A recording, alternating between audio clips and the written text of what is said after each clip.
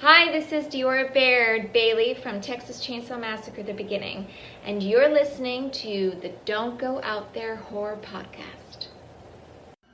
In a world where zombies, ghosts, serial killers, and vampires all exist, it's Nico, Brian, Mike, and Dustin, and they are all that stand between you and the films that could end the world. Welcome to the Don't Go Out There Horror Movie Podcast. Welcome back, everybody, to the Don't Go Out There Horror Movie Review Podcast. Just want to thank all our fans and listeners. We really appreciate all the support. Quick shout out to our socials and website. Just give those a check. All of our interviews, like we're about to have tonight with another wonderful guest. We are thrilled to be joined today by an actress with over 60 credits to her name. She's best known for her roles in Wedding Crashers, Texas Chainsaw Massacre: The Beginning, and most recently, the very popular Cobra Kai TV series. Miss Diora Baird. Miss Baird, thank you so much for joining us today. How are you doing? Hi, thank you for having me. Oh, it's our pleasure.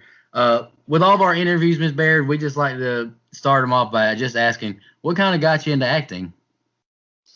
Oh goodness. I started acting many moons ago. I've been in the industry my entire life, but funny enough, I actually got put into acting classes because I was so shy as a kid. So my mom thought this would be a good way to torture me out of my shyness and have me perform for people. But I guess it worked. Right. No, absolutely. Yeah. So, I mean, it worked so well. In 2005, you got the role of Vivian in the huge success Wedding Crashers. Can you tell us a little bit about that and how it was working alongside, such a star-studded comedy cast in that one? Yeah, working on Wedding Crashers, I had no idea it was going to be such a big hit. I don't think you ever know what's going to take off. Right. And every time I think, oh, this is terrible, this is not going to get anywhere, it ends up being a huge hit. So clearly, I don't know what I'm talking about. No, honestly, it was the first big feature I had ever worked on, and everyone was so nice. It took 120 auditions for that little role, but David Dopkin was amazing, and Owen and Vince, just watching them was my favorite part. I loved being in the Video Village area, just kind of watching, because you never knew what they were going to say. They never Right. really stayed on script, and I think that was the key for David, the director. He wanted to be able to find somebody to play Vivian who could riff off Owen, because there's a lot of things that you just don't expect. Right. But I have a little bit of experience with the improv world, so it worked out in my favor. Oh, yes, man, that's awesome.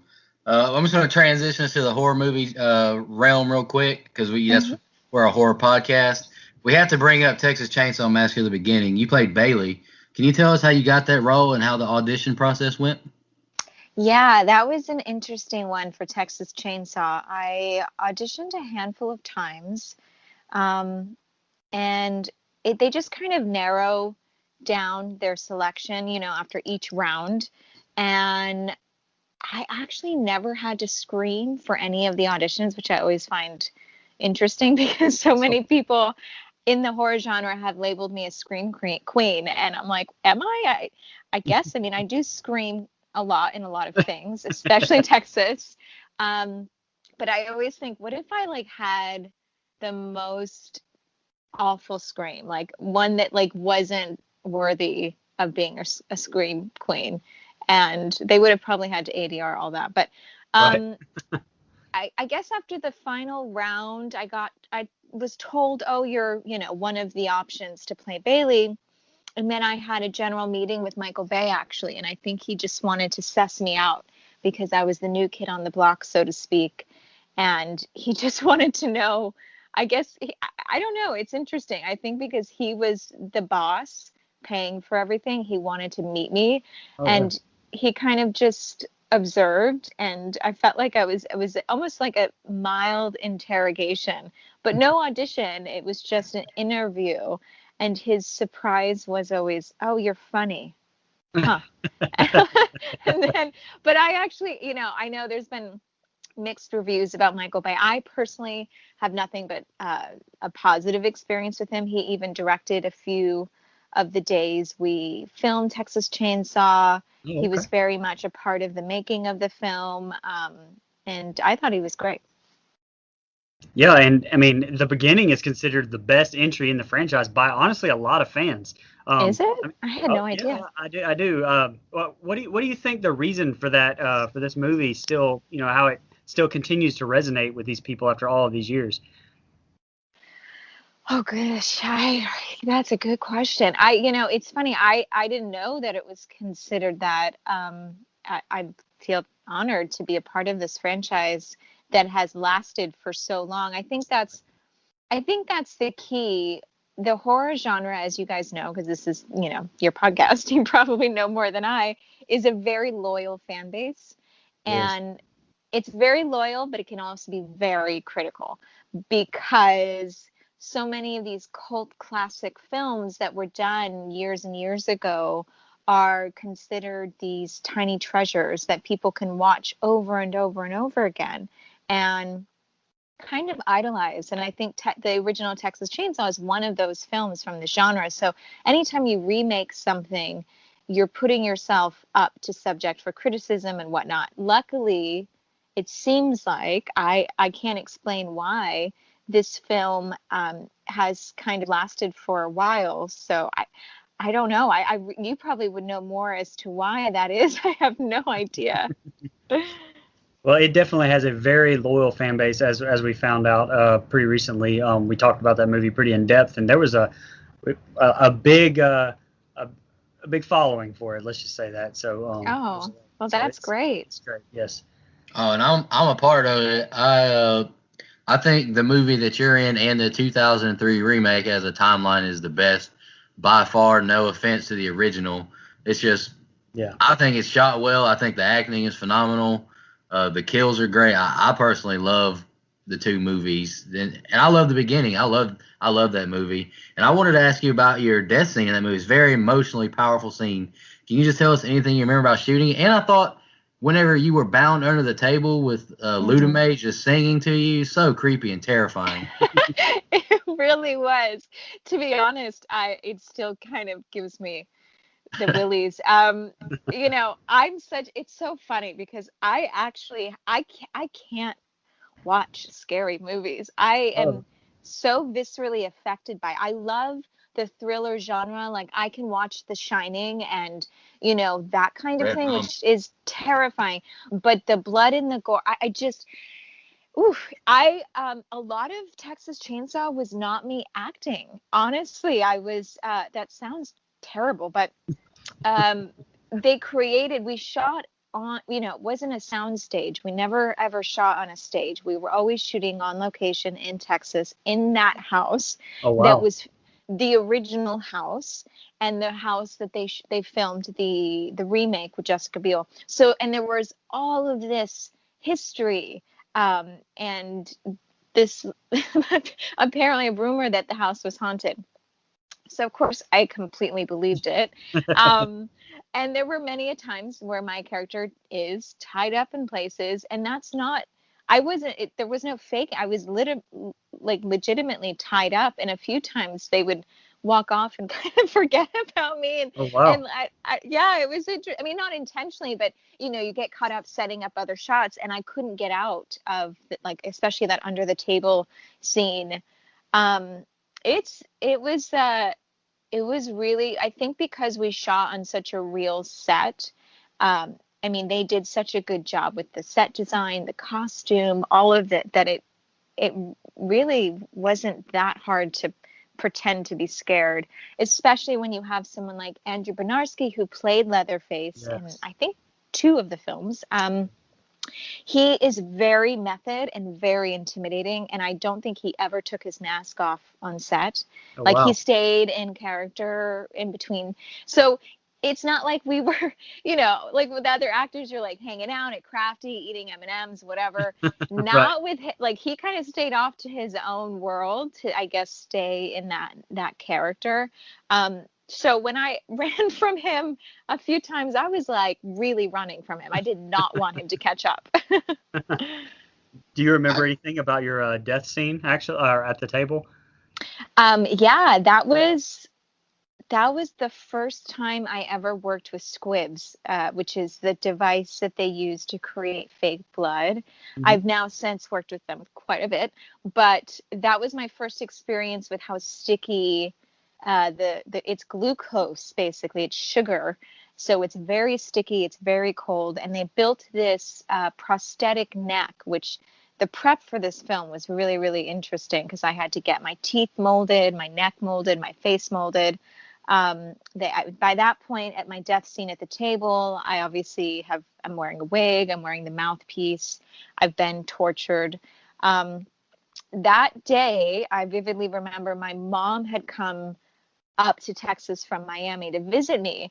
And so here I am, like, oh, I've got a big role in a big film. And look, mom, I made it. And her first day on set was that scene. Oh, wow. And Oh yeah, wow.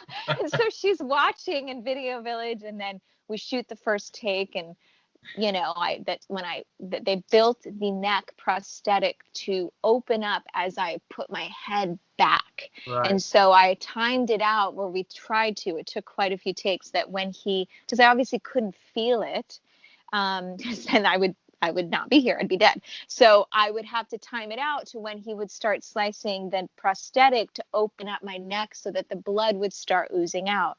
And the first take, we timed it out pretty well. So after the director called cut, my mom kind of ran onto set and was like, "Oh my gosh, are you okay? Are you okay?" I'm like, "Yeah, I'm obviously acting." And she's like, "Okay, that just looked really real." I was like, "Well, that's good." And but then we had to do it over and over and over again, and that's when it gets tricky because you have to clean up the blood, and then it gets cold and it's sticky, and then you start over. But that was the first time I ever had to die on screen. Now that I'm thinking about it, so I guess I I, I'm pretty good at dying. I don't know what that means. You're pretty good at And, acting. Okay, there. I'll take that. Thank you. and I 100% believe that you probably still do have maybe some, I won't say PTSD, but your character went through a lot of psychological torture in that movie. Bound under the Yeah. table, on the bed. You had Yeah. Arlie Hermy harassing you, which he was phenomenal Yeah. as well. It's yeah, Arlie, I loved him. He was a sweetheart. But once again, he comes from a different world, and I think military was his background for the most part. Right. And obviously he told me a few of the how he got discovered for Full Metal Jacket and whatnot. And I mean he was a tough cookie, and he got injured. We all got injured at some point, which is bound to happen when you're doing your own stunts. And he got injured pretty bad at one point, and he kept going. He didn't want to stop filming, which I was surprised by at his age. Oh, wow. But that whole like predator aspect that was added into the scenes between Bailey and his character were not scripted. So the first time that happened, I believe it was after the Jeep rolled over. Um, Maybe, yeah, I think that might have been the first time because we shot somewhat in chronological order, which you Okay. have to kind of try to do with those type of films because it's Right. really, really hard to bounce back and forth. Um, but the producers came up to me afterwards and were like, "Oh my God, we're so sorry. Are you okay?" We had no idea he was going to do that. And you kind of, they didn't really, I think everyone was kind of too scared to direct him, so they let him do whatever he wanted, and he Oh, wow. created this. Um, I just happened to be the victim, and so that was interesting. I think you definitely hit on something as far as residual PTSD because that was the first time I'd ever done anything like that. Wow. Yeah. Um, it took me a few months to shake it off, to be honest. It was a very strange sensation. And then, of course, once the film came out, I mean, to be totally honest, I never fully read the script because it scared me so much. I never fully watched any of the others because it scared me so much. I'm such a baby. So I had no idea that we were about to be a huge success. I literally was clueless. Um, but at this point in the game of Hollywood, I'm so grateful that I even got the opportunity, and for having such a loyal fan base. Right. Yeah, you even spoofed the entire genre, including chainsaw, a few years later in Stan Helsing. Can you talk a little bit about that? You and Steve Howe were great in that film. Oh, I love Steve. Um, he's a sweetheart. That was such a silly, fun movie, actually. I got to work with my dear friend at the time, Desi Lydic. She was coming up as an actress. Um, and so we just had fun. Keenan Thompson is hysterical. I mean, I just describe that movie as like a good time. If you Yeah. want to like get stoned and just laugh or have a drinking game, that is the movie to do it. It's just silliness. Yeah. I want to ask you another question about another horror movie you were in. Back in 2010, 30 Days of Night, the sequel, Dark Days. Can you just talk to us a little about your role as Amber? Oh yeah, Dark Days was such a fun film. I loved that one uh, because I wasn't, for the most part, in the entire film. And I got to play a bit of a stronger character, the hunter, so to speak, the vampire hunter, one of the vampire hunters. And I got to do like actual gun training because the director wanted me to shoot an actual Uzi one-handed, which you don't do. That's not really how Right. they're meant to be operated. But Right. of course, for the sake of cinematography and movie making, they were like, yeah, it'd be really cool if Amber just like shoots an Uzi one-handed. And the guy, they had like a gun specialist be like, that's just not possible, but we're going to try to teach you that anyways. So that was fun. It was the first time I got to do any sort of gun training. Um, and I see, I can't, the Leatherface genre creeps me out, Right. but vampires I can handle. I have like a vampire fetish perhaps from that, like growing up with Interview with the Vampire. Okay. Yeah. Um, and so I've always had a fascination with that world because I just Leatherface is too close to home. Like that shit happens. You know what I mean? Like Right. people do crazy things, but vampires, I can take that as fairy tale fantasy, whatever. So I love vampire films. I was so stoked that I got to do that one. All right, so shifting gears a little bit, I have to ask you about Cobra Kai. I'm a big fan of that show. I can't wait for season 3 to come out, which the teaser just came out today, I believe. You play Shannon, which is is she the ex-wife of Johnny Lawrence, or did they just have Robbie together? I'm not real sure about that. But That's a good question. I don't think anyone knows if Johnny and Shannon were married. It's kind of there's a lot of vagueness to that storyline, which um, hopefully we will find more about soon. But yeah, we just got a date of season 3 release, which is January 8th, which is very exciting. yes, it is. Um, yeah, it's you know what? It's funny because we've filmed 3 seasons so far, but the fact that it's just now getting all this attention is a little bizarre because it's been out for a couple of years. It just was on a different network. So the Right. fact that it's on Netflix now, I once again completely naive was like, well, I mean, it's already out. It's how much of a difference is. I'm sure some more people will be able to watch it, but no, it really struck a nerve in a great way. And I think that considering the time of where we are in the world Right. right now, I think it's so great that we have an outlet in the entertainment industry to escape the reality that is the stressful situation of our climate. So I think it's awesome because who doesn't love the original Karate Kid genre? I think at any age you can Right. appreciate something like that. Yeah, and And it's the something wholesome about it. Yeah, you're absolutely right.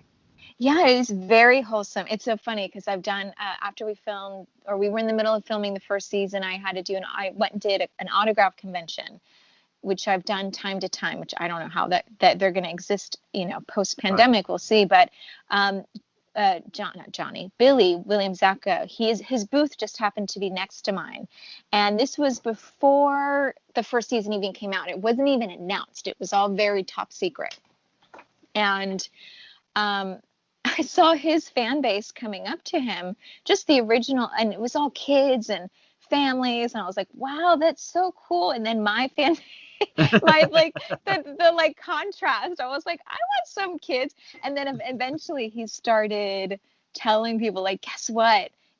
That woman Diora Baird, she's in Cobra Kai, and they were like, what? because he just so happened to have a photo that he was signing from our first film together, Hot Tub Time Machine, actually, we which is how I got involved in Cobra Kai, funny enough. So Josh Held, the creator of Cobra Kai, worked on Hot Tub Time Machine. And it's a trickle-down effect. The reason I did Hot Tub Time Machine is because I worked with Steve Pink, who directed Accepted. And, it's just kind of word of mouth, the way things operate in this town. And I got a call last second, hey, we're, doing this Cobra Kai Karate Kid reboot in Atlanta. We really would love for you to come down and play this role. And I was, at the time, funny enough, had just finished showing my daughter the Karate Kid franchise because she was really into karate at the time. And it was the first job. I was like, oh, guess what? Mommy's got a job. What is it? Oh, it's the Karate Kid TV show. Oh, cool. And now, especially, she thinks it's really, so I feel like, if anything, it's just earned me some cool mom points. Nice. Being able to be a part of this franchise, which is pretty cool. Absolutely. It also looks like you have a movie called The Virtuoso coming up soon, where you co-star with the Anthony Hopkins. Is there anything you can tell us about that? Yeah, that was a fun one. That is, speaking of The Shining, the hotel we stayed in was for sure haunted, and I felt like I was in The Shining every day. We shot up in the Poconos in Pennsylvania in the dead of winter, which was April, and it was like 3 degrees. It was intense. It was a really, really hard, arduous shoot, to say the least. Anthony Hopkins, I didn't have any scenes with him, but the fact that he got to, I was even attached to a film with him, which was pretty cool. Once again, mostly because he was in Dracula. I was like, yes, please. But I got to work opposite Richard Blake, who he's a big part of the Game of Thrones genre, and he's done a lot of horror films, a lot of Rob Zombie stuff. He's amazing. We had a great cast, actually. A lot of people from England. Abby Cornish was there. It was really, really fascinating to have this group of, like, I always feel like, oh, there's British people. Okay, then it's a legit film. Right. like going to lunch and like everyone talking with their little accents. I'm like, oh, I feel like a proper thespian now. But yeah, I mean, we'll see. It's with independent, even though we do have a good name cast, it's still considered an indie film. I don't even know if there's a studio attached. This is the thing with films, is the post can take so long and you never know. Oh, yes, ma'am. Miss Diora, is there anything else you have coming up down the docket you'd like to catch up all of our fans on, or want to plug anything? Yeah, I definitely have taken this opportunity, for the most part, to create content and become creative in a way that I've always wanted to. Right. It's interesting. This whole situation that we're in is causing a lot of people to have to slow down because we don't have a choice. Right. And it's really kind of putting into focus of the things that I've always wanted to do, but never quite made the time for, because I'll get distracted with auditions or another project and then dive into that in life. But I've always been such a big fan of that, like, 60s pinup world. And I think that there's so much to women who can feel sexy and do what they want because they want to, without there being a backlash. And I think that's kind of why I gravitate towards that French New Wave era in general, because you look at people like Brigitte Bardot and Catherine Deneuve, and they have so much respect. But then if you're labeled a sex symbol, which I definitely have been put in that category in the States, it's an interesting little pigeonhole. It's not as like widely respected as it is perhaps in other countries. But now I'm finally getting, finding ways to scratch that itch and create content as a creator myself, beginning to work with new photographers and collaborate with the film genre and photography, because I've worked in both and I've always wanted to find a way to blend those two worlds. So I've created an OnlyFans account, and it's been pretty amazing. So I'm looking forward to creating more fun stuff in that world. Awesome. Oh, absolutely. Ms. Yeah. Baird, just want to thank you so much for joining us today. The audience, they can find you on Cameo, where you graciously did an intro to our podcast, which we really appreciate. Where else can the audience reach and help support you? Maybe social media or a website?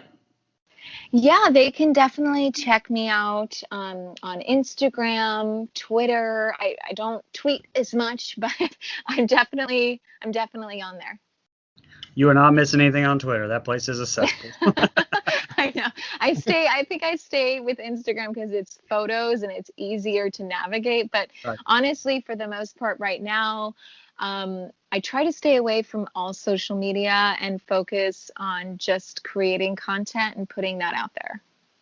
Absolutely. And like you said, with the pandemic, we've been making more episodes and trying to create some kind of entertainment for people. Yeah, and I think that's great. That's awesome. I'm so grateful that you guys are doing that. I think now more than ever, it's really putting into focus how important and vital having that escape and that the entertainment industry truly is essential. And I think more than ever, we're realizing that now because without it, it is dark. It's very dark. So I know for me, I've gone in and out of different levels of emotion these past few months, and I found myself gravitating towards entertainment more so than the news, and wanting to just laugh and feel good for a moment and not have to like think about everything that's wrong, you know? Right. So Uh, that's where I feel like now I'm like, okay, I've always struggled with this. What is my purpose in the universe? And now I'm like, I can offer good by way of entertaining, and that's what I've done my entire life. And now I'm figuring out how to hone that in. And OnlyFans truly has been such a great platform for that since I've recently I joined that platform, and I'm just kind of, this is literally just the beginning. I have so many ideas. I'm so excited. oh, yes. I just want to say thank you one more time for joining us. We really appreciate it. And to stay safe during these challenging times. Thank you so much. You too, guys. And just want to remind everybody to don't go out there.